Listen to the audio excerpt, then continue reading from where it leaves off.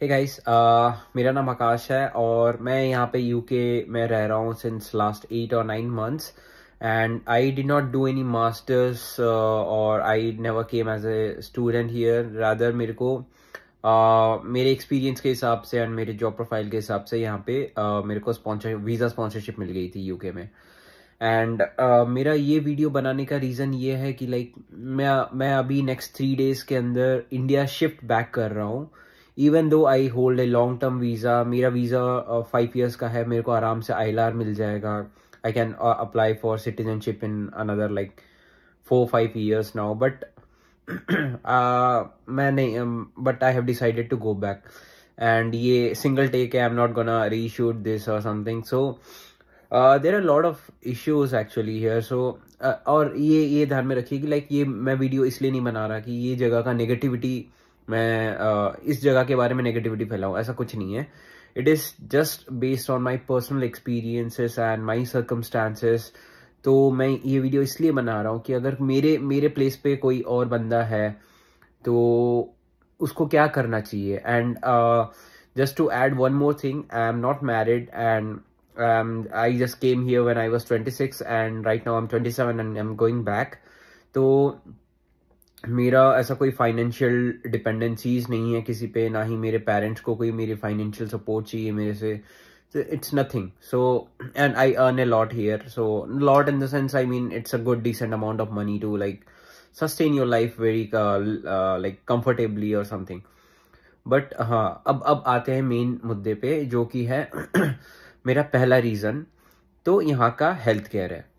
तो I mean मैंने ये सोचा था कि लाइक वेस्टर्न कंट्री है तो ये तो सारे डेवलप्ड होंगे, बट और मैंने सोचा था कि क्वालिटी ऑफ लाइफ बेटर होगी। बट मैंने यहाँ पे आके देखा तो हेल्थ केयर यहाँ पे तो नाइटमेयर है। आई मीन इंडिया में क्या होता है, आपको सर्दी हुई या कुछ भी हुआ, anything, any illness, you can easily go to a clinic or any doctor nearby your house and you can just contact them easily.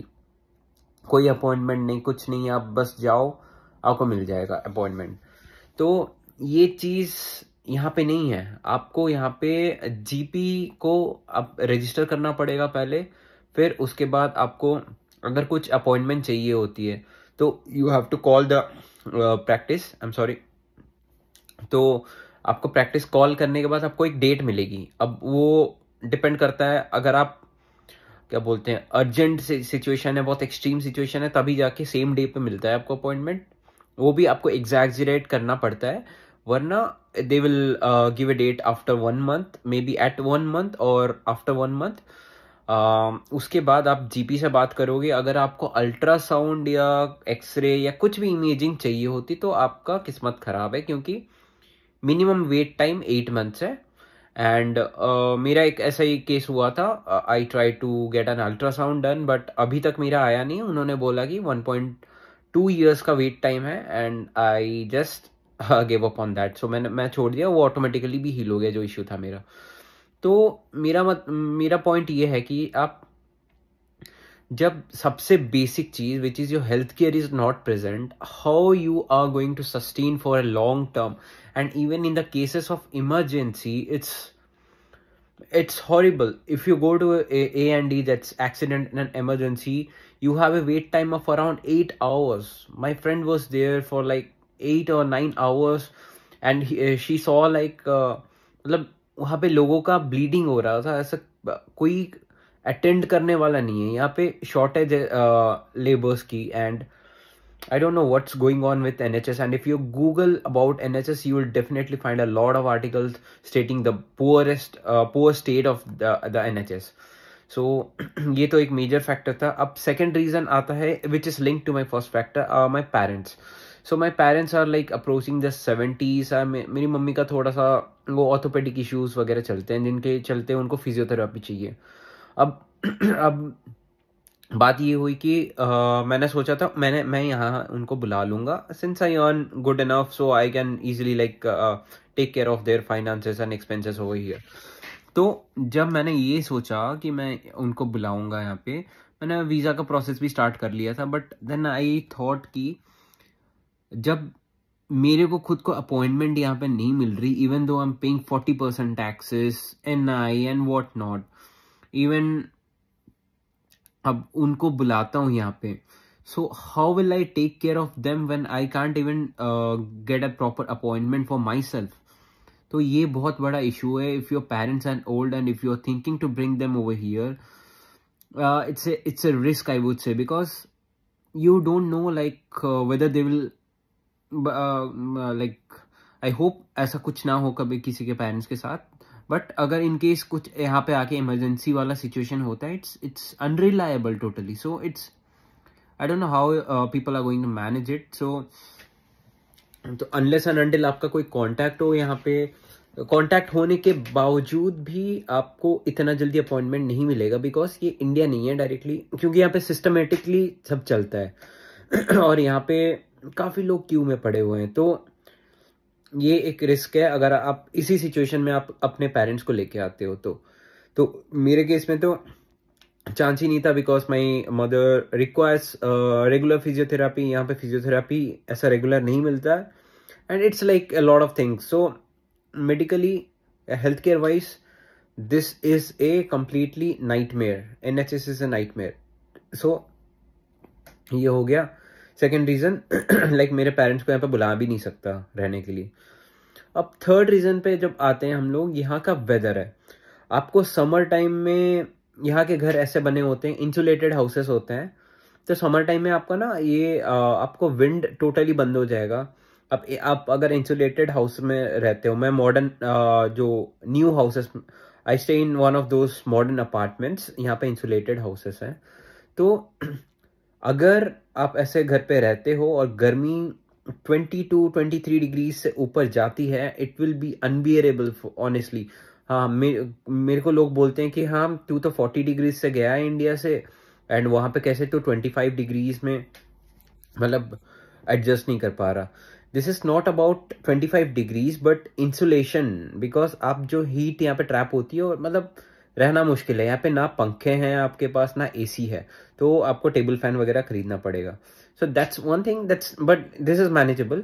But when it comes to winter और rainy season, your life is going to be so depressing over here. आप बाहर जाने का मन नहीं करेगा, कुछ भी मन नहीं करेगा, क्योंकि यहाँ पे बारिश के साथ चलती है हवा, और हवा भी बहुत तेज चलती है। ऐसा नहीं कि मतलब नॉर्मल जैसे शाम वाली हवा, वैसा नहीं है। गस्ट आती है 40-50 माइल्स पर आवर वाली विंड्स चलती है, तो आप रास्ते पे चल भी नहीं पाओगे, ऐसी हवा चलती है। तूफानी हवा है बेसिकली। तो मैं तो अपने आप को पुश कर लेता था कभी, मतलब यूजुअली पुश कर लेता हूँ जिम जाने के लिए, बट अगर कोई बंदा like he is not use to an active lifestyle, and active in the sense कि आप फिजिकल एक्टिविटी थोड़ा करो, तो आप घर बैठे बैठे डिप्रेस हो जाओगे। यहाँ पे कुछ करने को है नहीं। आप ना ही अपने नेबर्स को जानते हो, ना ही वो आपसे, जैसे इंडिया में आप नेबर्स के साथ मिलजुल लेते हो या आपके दोस्त हैं, वैसा नहीं होता। इवन आपके फ्रेंड्स यहाँ पे हैं, तो अगर आप एक वर्किंग लाइफ में आते हो, तो it's like you won't get enough time to meet them, because वो अपने लाइफ में बिजी हैं, आप अपने लाइफ में बिजी हो, तो नहीं मिलना होता यूजुअली, मतलब रेगुलर बेसिस पे।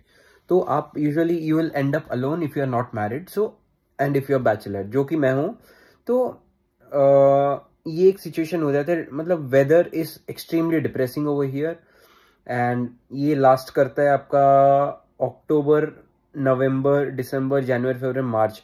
तो 5-6 महीना आप ऐसे ही मान के चलो कि ये वेदर रहने वाली है। तो ये एक और रीजन था, एंड यही मेजर फैक्टर्स थे मेरे लिए कि मैंने डिसाइड करा कि इंडिया जा रहा हूँ। I know India has a lot of problem, pollution है, लोग थोड़े से मतलब इनसेंसिटिव है चीज़ों को लेके। अगर मैं यहाँ पे ट्रैफिक रूल्स मैं इंडिया में भी फॉलो करता था, यहाँ पे भी करता हूँ। अगर इंडिया में मैं जाके किसी को बोलूँ कि आप लेन में क्यों नहीं चला रहे हैं, आप मतलब हॉर्न क्यों मार रहे हैं इतना, मतलब लोग ऑब्वियसली आपको उल्टा गाली देंगे। तो ये सारा चीज़ है इंडिया में, but my point is we have grown up in that environment. ये हमको बॉदर नहीं करेगी, क्योंकि हमको पता है कि हाँ, मे भी हो सकता है कि आप अगर 8-9 साल बाहर रह के जा रहे हो या तो 3-4 साल रह के जा रहे हो इंडिया में, तब आपको डिफरेंस पता लग सकता है, क्योंकि you are use to this western lifestyle. But like it depends on person to person, and it's is tolerance level. So I feel like I can tolerate that, because 8-9 months, it's not a very big time that I've spent over here, that I'm habituated to this. हाँ, एक चीज है कि मेरे को यहाँ का weather इन थोड़ा चिली रहता है हमेशा, तो वो इंडिया में मेरे को अभी प्रॉब्लम होगी initially, but I will get habituated for sure. So and ऊपर से I have a very I'm getting a very good package. Even before coming here I had a very good package in India. So मेरा यहाँ पे रह के कोई sense नहीं बनता. तो मतलब if I compare with the PPP, I earn more in India rather than staying in the UK. So मैं जितना इंडिया में कमाता था, इससे लग्जरियस लाइफ जीऊंगा. सो मेरे लिए कोई सेंस ही नहीं बन रहा है कि यहाँ पे रहने का. सो ये मेरा this where my factors. And ये मैं आपको ये मना नहीं कर रहा कि आप यहाँ पे मत आओ. आप डेफिनेटली आओ, अगर आपको मन है आप डेफिनेटली आओ. बट ये वीडियो उन लोगों के लिए है जो मेरे सिचुएशन में है एंड ये सोच रहे हैं कि शुड आई गो बैक और not. Because I have seen a lot. Because जब मैंने डिसाइड करा कि मैं वापस जाऊंगा, I was in A confusion for 2-3 months. Like मैंने बहुत रिसर्च करा कि शुड आई गो बैक और नॉट.